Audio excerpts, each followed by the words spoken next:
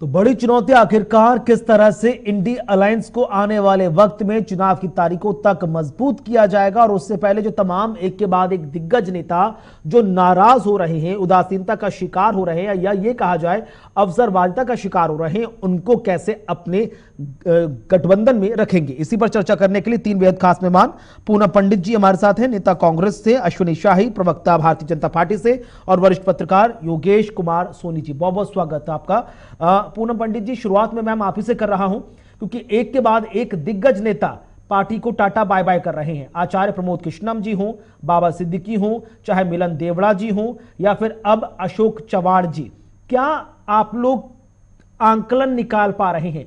क्योंकि last time जब मैंने कांग्रेस नेताओं से जब संवाद किया था, उदयपुर में महाधिवेशन चल रहा था, तब कहा जा रहा था कांग्रेस पार्टी की तरफ से कि चिंतन चल रहा है, मंथन हो रहा है, और 2024 के चुनाव से पहले परिवर्तन भी नजर आ जाएगा। लेकिन उस वक्त बड़े सकारात्मक तौर पर परिवर्तन की बात की गई थी, लेकिन वो सकारात्मक दिशा अब नजर नहीं आ रही है। पूनम जी, देखिए, मैं सिर्फ इतना बोलना चाहूंगी कि जो देश को बचाने निकले हैं वो सांस के आखिरी दम तक रहेंगे, जब तक उनके अंदर सांस रहेगी। जिनको संविधान बचाना है, जिनको लोकतंत्र बचाना है, जिनको जनता के हित में सोचना है, और मैं ये कहूंगी जिनको ईडी का, सीबीआई का डर रहता है, वो धीरे धीरे खिसक लेते हैं। और इस बात पर जाने पर मैं एक बात और कहूंगी पत्रकार महोदय, कि सबके मुखौटे भी उतर रहे हैं। जो लोग बात करते थे इस देश में किसानों की, जो लोग बात करते थे इस देश में मजदूरों की और इस देश की जनता की, जिनके पूर्वजों ने देश के किसानों के लिए लड़ाइयां लड़ी है, जिनके पूर्वजों ने देश के हित के लिए लड़ाइयां लड़ी है, लेकिन कभी समझौता नहीं किया है। लेकिन आज वो लोग भी समझौता कर रहे हैं, सिर्फ किस लिए? एक कुर्सी के लिए, मंत्री बनने के लिए। तो सबसे बड़ी जो चीज हो रही है, चाहे वो विपक्ष के साथ मैं बात करूं, चाहे मैं बात करूं देश की जनता के साथ में, चाहे मैं बात करूं किसी की भी, तो सबसे बेहतर चीज ये है, इस पूरे के पूरे जमावड़ी खिचड़ी जो पक रही है, कि जो किसानों के मुखौटे पहन करके भीड़ में भेड़िए छुपे हुए थे, उनका भी धीरे धीरे मुखौटा हट रहा है। ये सबसे महत्वपूर्ण बात है, क्योंकि व्यक्ति पीछे से जब वार करता है तो पता ही नहीं चलता, लेकिन जब सामने से खुल करके वार करता है। मैं तो बहुत बार डिबेट में बैठती हूँ कुणाल जी, तो मैं बहुत बार कहती हूँ, उसके बाद घुमा फिरा करके अघोषित प्रवक्ता है सरकार के, तो आप सीधा बन जाइए, फिर सीधी बात करेंगे। तो मैं इस चीज में बिल्कुल भी विचलित नहीं हूँ, और इस चीज में कांग्रेस भी या विपक्ष भी बिल्कुल विचलित नहीं है, कि कम से कम अघोषित वाले प्रवक्ता जो है, पार्टी का जो समर्थन करने वाले हैं सत्ताधारी का, कम से कम वो अब सामने तो आएंगे। अब सामने के टक्कर की लड़ाई होगी ना, सीधे से सीधे। तो सबसे महत्वपूर्ण ये है। रही बात छोड़ने वाले लोगों की, मैं छोड़ने वाले लोगों को ये कहूंगी कि आपके पूर्वजों ने बहुत देश के लिए लड़ा है, देश की जनता के लिए बहुत कुछ किया है, लेकिन चंद कुर्सी के लालच में, मंत्री बनने के लालच में आप लोग अपनी धरोहर को खराब ना करें। और जो कर रहा है हम, ठीक है, लेकिन अब पूनम जी सवाल ये खड़ा होता है कि भारत जोड़ो यात्रा चल रही है, और इस यात्रा के माध्यम से आम जनता में कांग्रेस के प्रति कॉन्फिडेंस को जगाने की कवायद चल रही है। अब कांग्रेस के दिग्गज नेता ही कांग्रेस पार्टी में कॉन्फिडेंस नहीं शो कर पा रहे हैं, तो आम जनता के बीच कॉन्फिडेंस आप कैसे ला पाएंगे? देखिए, जो जननायक होता है कुणाल जी, वो जनता की बात करता है। आज आप देख रहे हैं तमाम जितनी भी पार्टियां हैं, सत्ताधारी गठबंधन में जितनी पार्टियां जुड़ी हैं, सभी लोग मेंबर ऑफ पार्लियामेंट चुनाव की तैयारी कर रहे हैं 2024 के लोकसभा चुनाव की। लेकिन एक जननायक जो होता है वो जनता का नेता, वो जनता के बीच में है। तो इस देश में ये भी तो देखना है ना कि चुनाव की रैलियों में और आपदाओं में अवसर खोजने वाले कौन लोग हैं, और जनता के बीच में रहकर उनसे मुद्दे उठाने वाला कौन नेता है। यही तय करता है इस फर्ज को कि आप अपने नेताओं को देखिए। अपना नेता कौन है? हमारा अपना नेता कौन है? जो जनता की बात करेगा। हमारे लिए कोई अपना नेता नहीं है, जो जनता की बात करेगा, जनता के हित के लिए बात करेगा, जनता के मुद्दों को उठाएगा।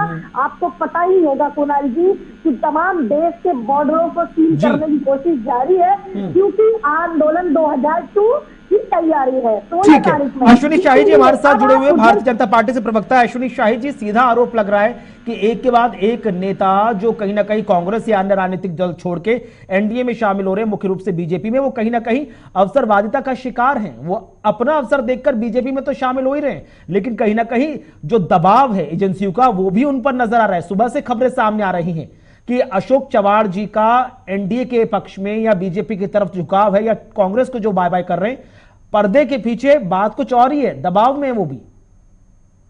तेजस्वी नहीं मैं आऊंगा पूनम, मैं आपके कुणाल जी, पास देखिए, आऊंगा। दबाव- अश्विनी जी से सवाल।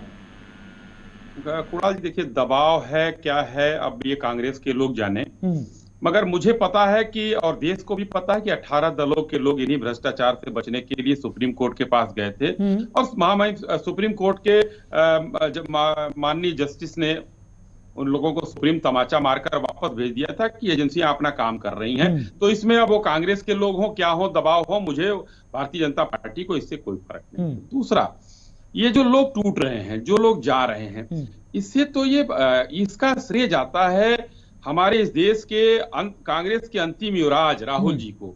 वो मोहब्बत की जो दुकान खोल रहे हैं, वो जो है भारत जोड़ो यात्रा कर रहे हैं। हम लोग भारत तोड़ो यात्रा का नाम देते हैं। देखिए किस तरीके से जिस दिन ये अन्याय यात्रा चालू हुई उस दिन देवड़ा साहब चले गए, उसके बाद आसाम पहुंचे। आसाम में उन्होंने जो बात किया, वहां पर एक इन्हीं की नेत्री थी, हमारी बहन जो पूनम जी बैठी हैं, इन्हीं की तरह कांग्रेस की बड़ी ही प्रखर नेत्री थी वहां।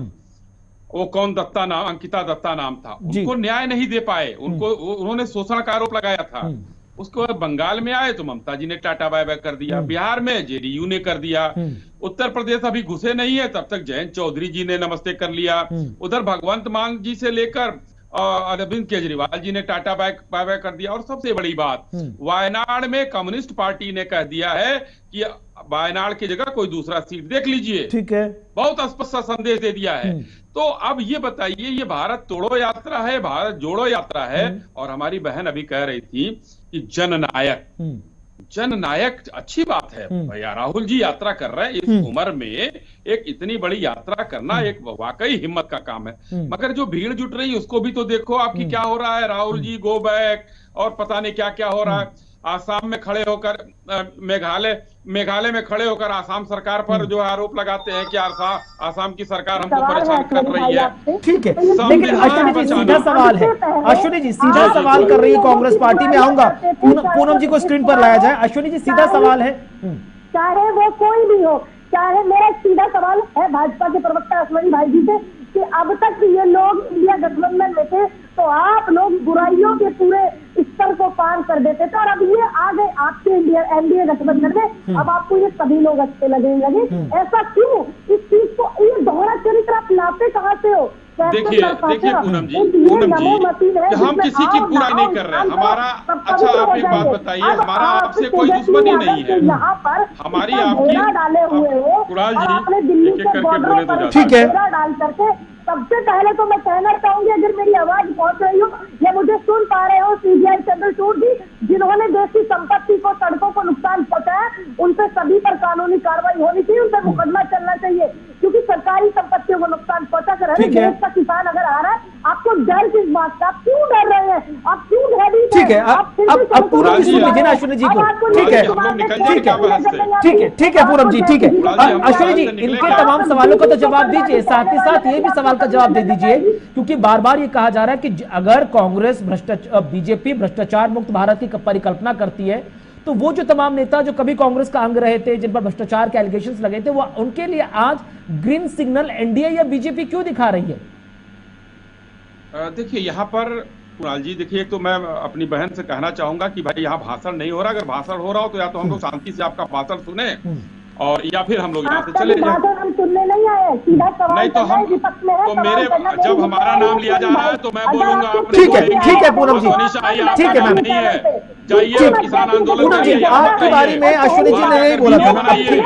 ठीक है, ऑडियो डाउन कर दीजिए प्लीज, ऑडियो डाउन कीजिए, समय सीमा है मेरे पास मैडम, सुनेंगे, समय की सीमा है। अश्विनी जी बात पूरी कीजिए अपनी प्लीज, जल्दी से। ला सकते हैं और आप लोग जो काम कर रही हैं वो समझ में आ रहा है सबको। ठीक है Ashwini ji, come to the point please sir. जितने चोर हैं, ठीक है, जिसमें एक जो है लालू प्रसाद यादव, उनको महिमा मंडित आप लोग कर रहे हैं। जनता देख रही है। सोनिया गांधी जी आज जो है इस समय जमानत पर है, राहुल जी जमानत पर है, इनको देखिए भाई। और मैं कुणाल जी आपका जवाब देता हूं, आप आज जो है जितने लोग आप कह रहे हैं ना कि नहीं, किसी एक की फाइल अगर कहीं पर बंद हो गई हो, जांच बंद हो गई हो, तो मुझे बताया जाए। और विपक्ष के लोग, मैं कहना चाहूंगा आपके चैनल के माध्यम से कि अगर कोई भी भ्रष्टाचारी भारतीय जनता पार्टी या एनडीए में शामिल हो रहा है, उसके खिलाफ आरोप हो, कोर्ट जाइए, उसके खिलाफ मुकदमा कीजिए, सबूत लाइए। यहाँ कहने से कोई काम नहीं चलेगा। आप ठीक है। जाइए। योगेश कुमार अदालतों पर तो सोनी जी भरोसा हमारे साथ करिए। जुड़े हुए हैं। योगेश जी, ये जो पूरा सियासी समीकरण निकलकर सामने आ रहा है कि चुनाव से ऐन पहले जो तमाम अक्सर देखा जाता है कि दल बदल की राजनीति होती है योगेश जी, लेकिन जिस तरह से एनडीए और इंडिया अलायंस कमजोर होता नजर आ रहा है, क्या भविष्य नजर आता है? क्या चुनाव आते आते कांग्रेस को अकेले चुनाव लड़ना पड़ेगा, जैसा हमने पिछले 5 राज्यों की विधानसभा चुनाव में देखा? बात नहीं बन पाई थी गठबंधनों में। समय पे इसका चीजें बदलती रहती हैं। अगर आप बात करें कांग्रेस की हिमाचल कर्नाटक चुनाव के बाद जिस स्थिति में वो थी, आज वो बीते 5 राज्यों में चुनाव केवल वो एक ही में विजय प्राप्त कर पाए, और जिसमें मौजूदा अपनी सरकार थी उसमें भी वो राजस्थान में अपनी सरकार नहीं बचा पाए। कुल मिला के 5 राज्यों में 4 में इनका रिकॉर्ड खत्म हो जाता है। तो जो बार्गेनिंग सिस्टम होता है वो समय के साथ अपडेट करना पड़ेगा। कुणाल भाई, थोड़ा हमें टेक्निकली यहाँ समझना पड़ेगा। जब आपके पास एक अच्छी जगह पे तामझाम बेहतर होता है तो आप उसी तरीके से बार्गेनिंग करते हो, लेकिन जैसे ही मामला कमजोर पड़ा और विपक्षी से जो सहयोगी दलों ने देखा, विपक्षी गठबंधन आईएनसी जो अलायंस बना, उन्होंने देखा कि यहाँ पर कांग्रेस की स्थिति इतनी मजबूत नहीं है। अगर उनके साथ हमने चुनाव लड़ा तो जो उनकी मौजूदा स्थिति है जिस स्टेट में, वो भी कहीं ना कहीं खत्म होने की कगार पर आ सकती है। तो राजनीति में कोई भी किसी का इतना सगा नहीं हो सकता जो अपना नुकसान करके दूसरे का फायदा करे। दूसरे के फायदे में अपना फायदा कैसे होता है, ये हम लगभग 2 दशकों से इस राजनीति में देखते आए हैं। अगर आप ये सोचते हैं कि अपना कोई फायदा नुकसान करके उसको कोई फायदा पहुंचा रहे, ऐसा बिल्कुल भी संभव नहीं है कुणाल भाई। तो कुल मिला के तकनीकी रूप से समझना पड़ेगा, जो बार्गेनिंग सिस्टम है, जो बार्गेनिंग का हिसाब था, वो कांग्रेस का बहुत कमजोर पड़ गया। और इसी हिसाब से जिसने अपनी सहूलियत के हिसाब से चीजों को देखा, गणित को देखा, आंकड़ों को देखा, सिस्टम को देखा, उसी हिसाब से उसने उतनी बात कही। लगातार विपक्षी दलों का हटना, अलग होना, हम ये नहीं कह सकते कि वो किसी वजह से किसी वजह से, लेकिन हम इस बात को भली बात ही समझ सकते हैं कि कांग्रेस के पास वो तंत्र, वो सिस्टम, वो जो बार्गेनिंग सिस्टम था वो उतना मजबूत नहीं रह गया था, क्योंकि जब कर्नाटक हिमाचल के बाद जो ठीक है। अब बड़ा सवाल पूनम जी यहाँ पर ये आके खड़ा होता है कि ऑपरेशन लोटस की बार बार कांग्रेस शिकायत करती है। अब जो इलेक्शन से पहले पोस्ट ऑपरेशन लोटस हो रहा है, उसको कैसे कांग्रेस उससे बचेगी, या अपने नेताओं को, अपने विधायकों को, अपने दिग्गज नेताओं को, अपने नीति निर्धारण करने वाले नेताओं को बचाएगी? ये मेरे से सवाल है कुणाल भाई। जी, पूनम जी से। पार्टी में संविधान पढ़ाया नहीं जाता, संविधान की भाषा क्या है, संविधान की समझ क्या है, तो उनका स्तर इतना गिर जाता है कुणाल जी, इतना तो बरेली के बाजार में झुमका भी नहीं गिरा था। मैं हैरान हूँ इस देश का जो माहौल है, देश के नेताओं का। रही बात अगर हम कांग्रेस के नेताओं की बात करते हैं, कांग्रेस के जो नेता है, ये कांग्रेस जो है ये एक समुद्र है। अगर समुद्र में से 1-2 लोटा पानी भर लिया जाता है, अब आप ये मत सोचिए कि एक ने 1-2 लोटा पानी भर लिया तो वही समुद्र बन गया है। समुद्र तो समुद्र ही होता है मान्यवर।